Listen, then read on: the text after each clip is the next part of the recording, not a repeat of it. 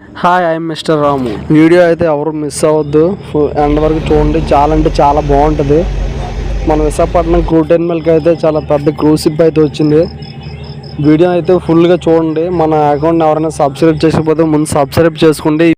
ఎంత పెద్ద షిప్ అయినా బ్రేక్ వాటర్ నుంచి లోపల రావాలంటే, అదే జెట్టి దగ్గర రావాలంటే ఖచ్చితంగా టగ్ లైన్ అనేది అవసరం ఉంటుంది. ఈరోజు అయితే మన టగ్ లైన్ నుంచి ఆ షిప్ అనేది మేడ్ ఫస్ట్ అయితే చేస్తున్నాం. చూడండి అలా మేడ్ ఫస్ట్.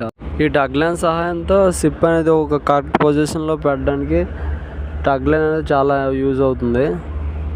చూసారు కదా, బ్యాక్ సైడ్ ఉన్న షిప్ అనేది దాని టికెట్ అనేది చాలా ఎక్స్పెన్సివ్ అయితే ఉంటుంది.